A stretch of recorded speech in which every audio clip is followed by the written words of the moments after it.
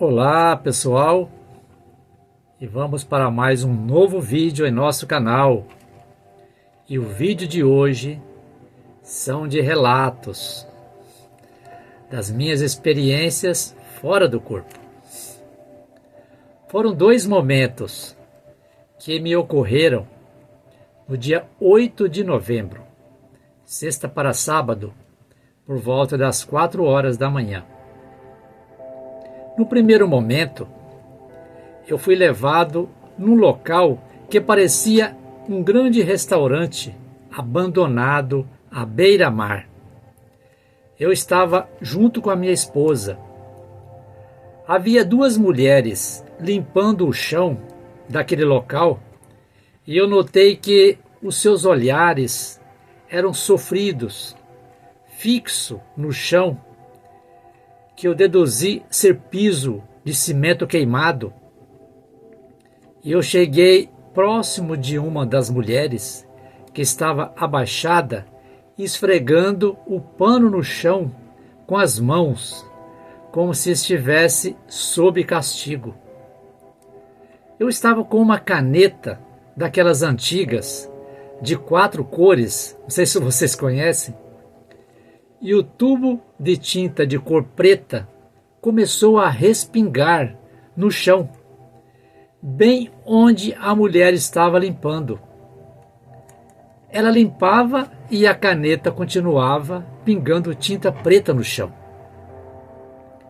Eu fiquei constrangido com aquilo e, vendo que a mulher não dava conta de limpar aqueles respingos de tintas, eu pedi a ela um pano e comecei a ajudá-la. Terminando a limpeza da tinta, eu fui para outro lado do salão, onde estava molhado, e eu comecei a secar com um pano de linho branco que a mulher me dera, usando também as mãos para secar o chão, como elas faziam. Depois que eu sequei todo o chão daquele salão, vi que havia uma poça de água bem no canto do piso, rente à parede. E eu joguei o pano ali para sugar a água, mas notei que não adiantava eu retirar a água dali, porque ela voltava e enchia a poça novamente. Eu fiquei pensando, será de onde está vindo essa água? Até então eu estava abaixado e assim que eu levantei, vi que parecia uma parede, mas era um muro de uns 4 metros de altura, mais ou menos, e que acima dele era um vão aberto que ia até o teto daquela construção. Do outro lado do muro vinha um barulho de ondas. Eu fiquei assustado quando descobri que do outro lado estava o mar e que a água do mar estava quase chegando ao topo daquele muro. E eu imaginei um mundo de água do outro lado que poderia invadir aquele espaço a qualquer momento, e eu fiquei desesperado. Eu não sei porquê, mas eu tenho pavor de águas profundas. E eu saí dali apressado e encontrei com a minha esposa, que ia ao meu encontro. Eu disse a ela que estava prestes para acontecer uma catástrofe e a levei para ver onde estava o nível do mar. Quando ela chegou próximo daquele muro, veio uma onda forte e jorrou água para dentro do salão, no local onde a minha esposa estava. E eu disse a ela, vamos sair logo daqui, porque o mar vai avançar e invadir todo esse lugar. E saímos rápido dali e fomos até a cozinha pegar comida para levarmos conosco. Ela pegou algumas marmitas que já estavam prontas e eu, apressado, peguei o que estava numa sacola de plástico, que eu deduzi que era comida, mas eu não sabia o que havia ali dentro. Quando estávamos saindo, eu olhei para o fundo do salão e vi uma daquelas mulheres parada, como se estivesse olhando para o vazio. Ela usava um conjunto de blusa e bermuda de cores estampadas, parecido com tecido de viscose. E eu notei que era jovem e bonita. E eu pensei que era uma pena ela ter que ficar ali. Mas a minha esposa saiu na frente e eu a segui apressado. O nosso plano era ir para um lugar alto, onde o mar não nos alcançasse. E enquanto caminhávamos por um local de plantas rasteiras, eu lembrei que havia me esquecido de pegar talheres. Eu perguntei para minha esposa se ela havia pegado. Ela verificou na sacola de marmitas que ela levava e caiu uma colher de plástico no chão. Peguei-a e a entreguei. Ela guardou a colher na sacola e continuamos andando rápido, sem saber para onde íamos, e eu acordei. Pode ser um aviso de acontecimentos futuros? Eu não sei. Ou pode ser alguma região astral onde aquelas mulheres ficaram presas. Bom, no segundo momento, eu fui levado a um lugar onde considerei tão terrível quanto o Vale das Sombras, onde eu também tive numa experiência fora do corpo. Eu conto este relato num dos vídeos anteriores. Eu vou deixar o link dele na descrição deste vídeo.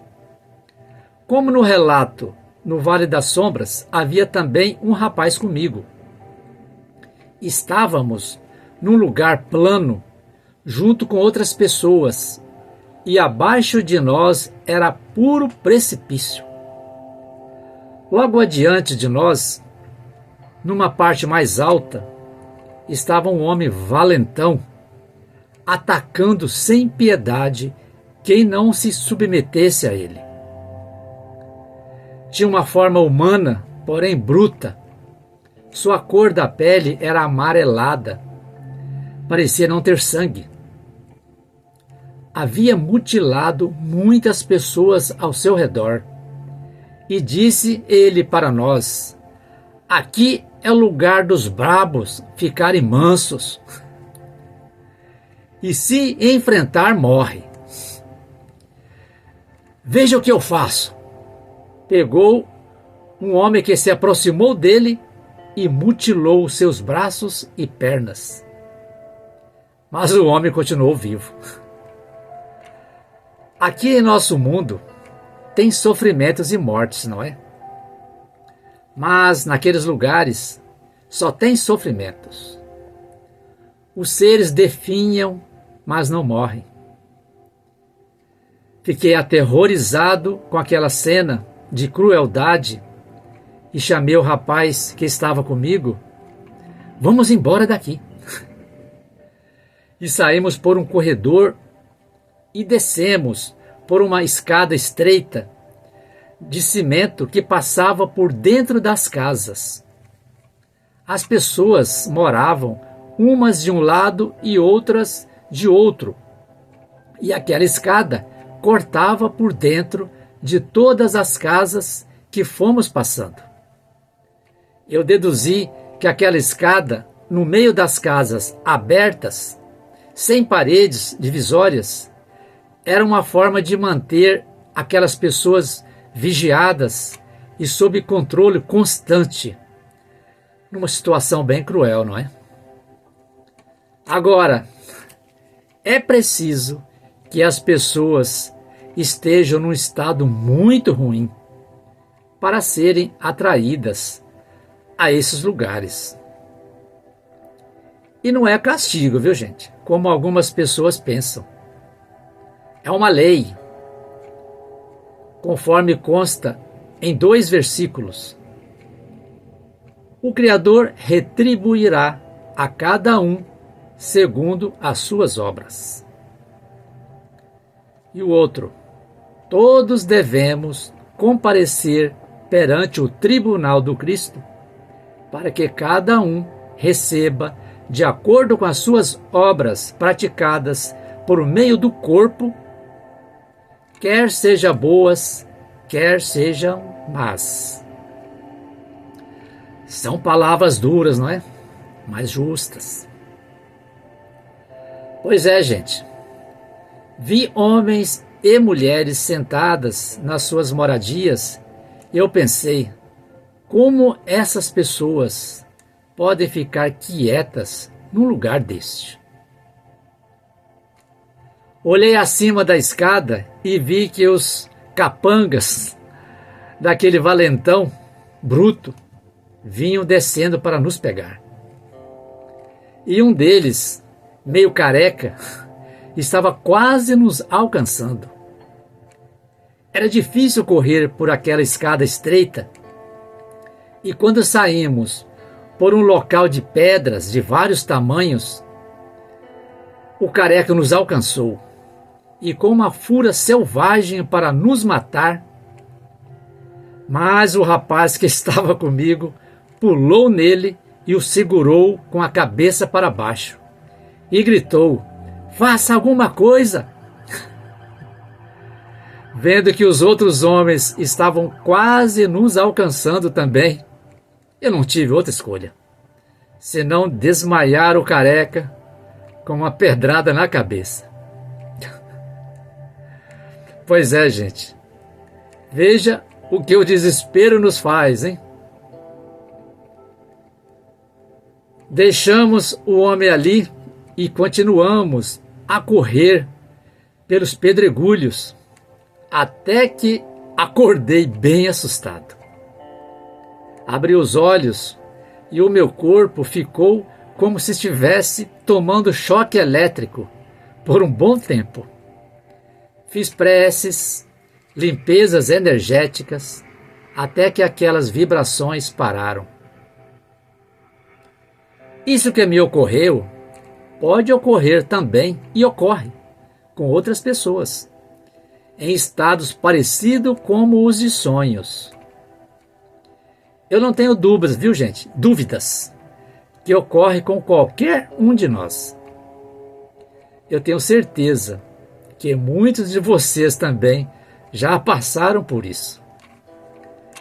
Durante o sono, o espírito se desprende parcialmente do corpo